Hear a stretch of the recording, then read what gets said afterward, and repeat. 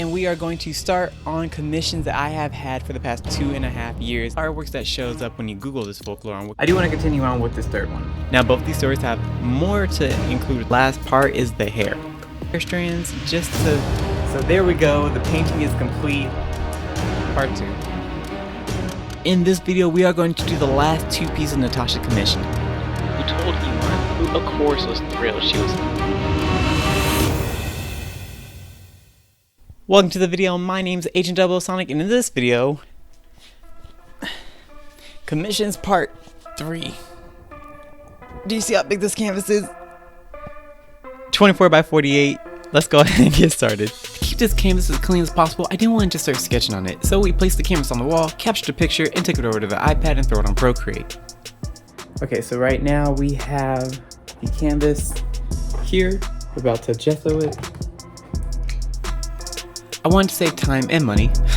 Who am I kidding? I spent more money than what I made on YouTube, which is none. To do so, I gessoed the canvas to prep it while I worked on the art piece.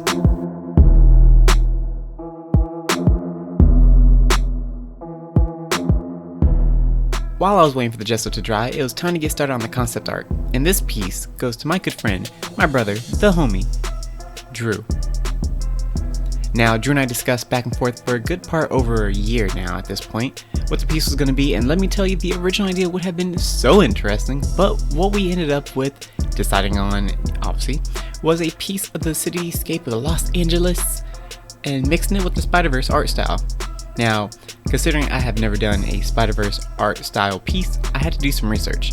I had to take the brighter colors and stark contrast between the two, of Miles Morales in the background, but also be aware that I don't make things too muddy, like blending wise, because otherwise it would betray what the Spider-Verse style would be.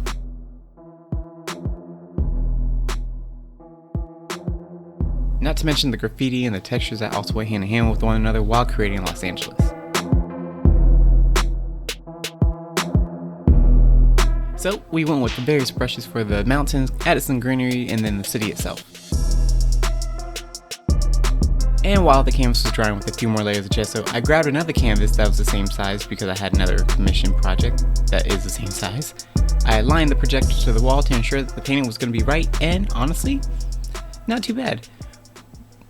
What you don't see here is the amount of time and patience it took for me to align everything up because the projector and the canvas was just not working out. Anyways, now that the gesso has dried, it was time to begin tracing the outline for this piece.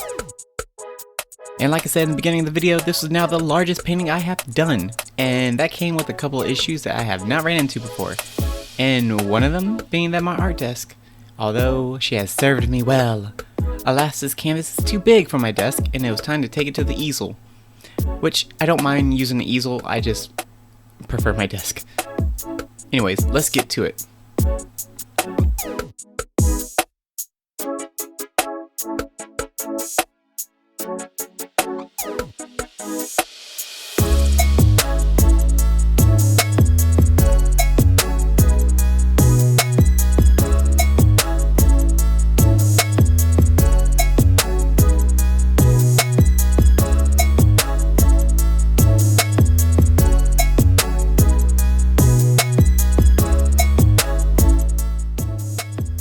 The very first thing I realized when I started painting the sky was that this painting was going to take a lot, and I mean a lot, of paint to cover this canvas.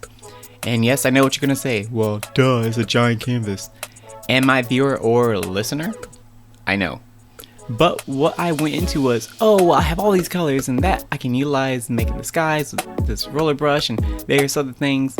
Then I can use this airbrush paint that I've been using as acrylic paint to give me that Miles Morales color shift and tones, like with the background being this darker pink magenta, very bright and vibrant pink, and having a tone of purple to make for a decent looking piece, and you would be correct. I used one of those brushes that has the foam for the bristles instead of the bristles to make the mountain look all smooth and such.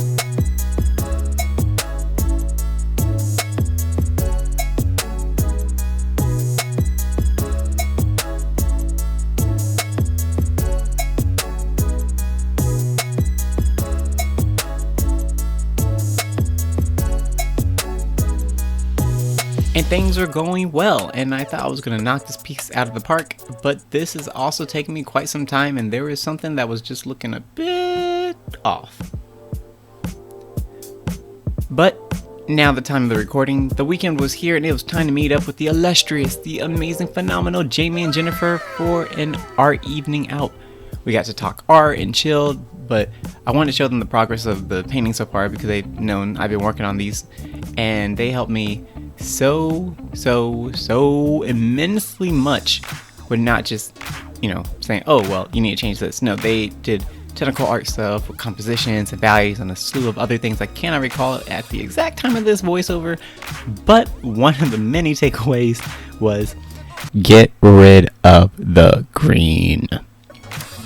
So I did. I flipped over the canvas since it was the bottom of it to make my life easier, and I didn't have to worry about fighting the easel and all that good jazz. And it also helped me see exactly what I needed to do.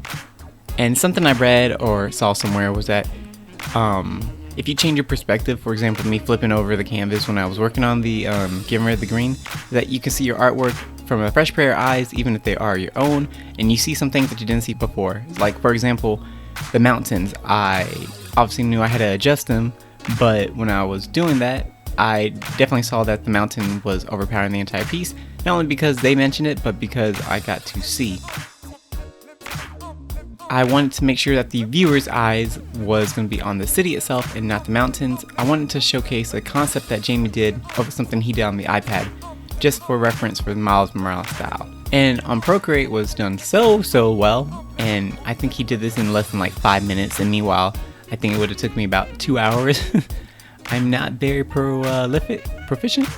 I'm not good at Procreate, okay? Or digital art. So again, massive thanks to Jayme and Jennifer. Their information to their artwork and their links and everything is in the description box below. Check them out, please. I thoroughly cannot thank them enough.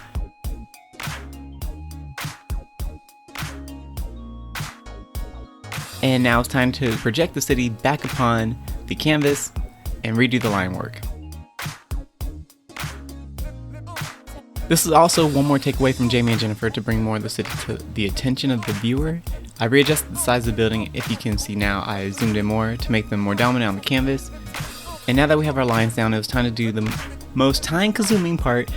Oh no, not the actual buildings themselves. That was simple and very satisfying. I mean, come on, look how brilliant these paints laid down. It was just like magic how it added dimensions, and I did add some purples, that way I can add a little bit of toning and some more of the black paint. But no, the silhouettes of the building were very easy.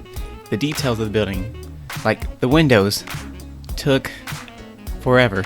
Now I'll save you a couple hours that it took me to do all these windows with the magic of post, so go ahead and enjoy this montage.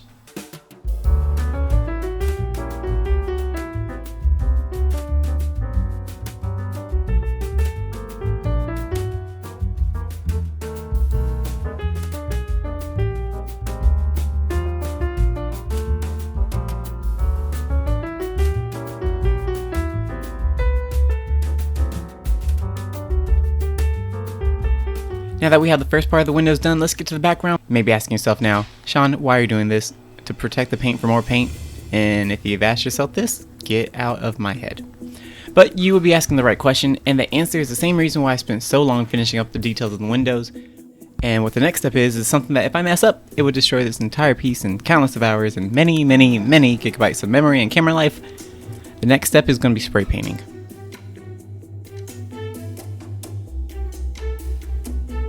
The last piece I even attempted to spray paint was so long ago that I don't even have a recording of it, nor has it ever been posted, and it's made multiple appearances since I started doing my intros with my artwork as my backdrop, but that's it. This is going to be one of those instances where they say, what's that saying? Oh, throw it against the wall and see what sticks. Because once I do this, going back would be asinine. But you best to believe that I took my time making the stencil to achieve what I wanted. Why even use spray paint if you're so inexperienced with it?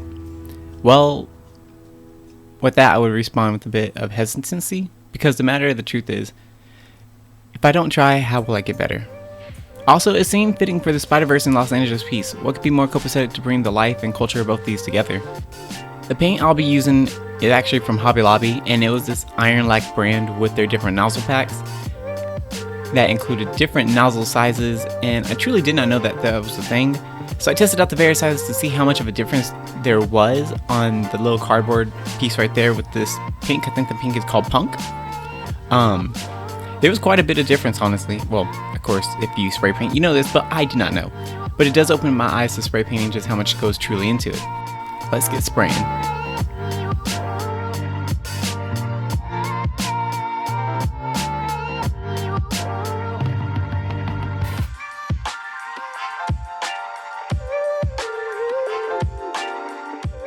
And I would love to do a piece solely out of spray paint in the future. Who knows, maybe a mural, but only time will tell.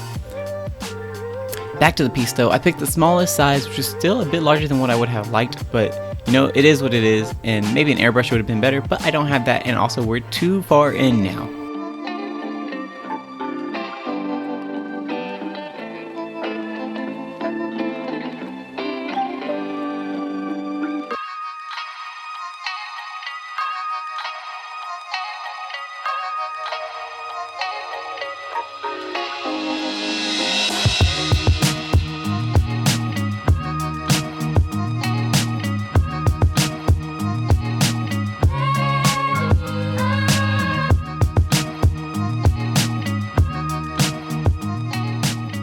For textures, I had this old mouse pad that I used for the piece mentioned before in various parts of the canvas.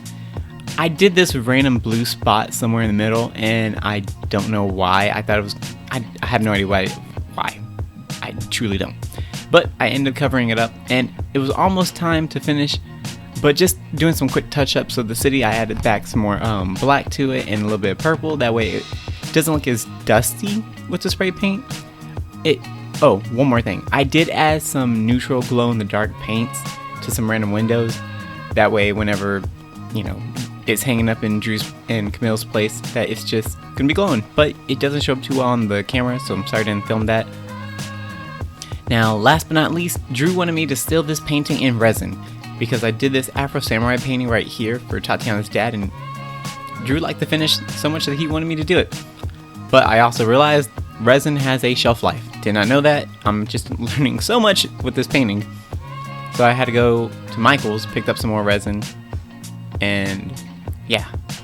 I learned from another YouTuber that taping the sides helps with the excessive resin, and it'll be easier to clean up. If you're using resin, it is toxic, so please, please, please wear proper PPE and be in a well-ventilated area. I don't need you to end your creative journey early. I know there are various techniques to evenly spread resin, but I was just tired and I wanted to get this done. But I used my hand, and don't worry, I was wearing gloves, that way I didn't resin my hand. Now, to get some air bubbles out, I used my handheld torch and started myself with a quick flare up, but everything went pretty smooth after that. No pun intended. Overall, the piece came out well, and you'll see right about now.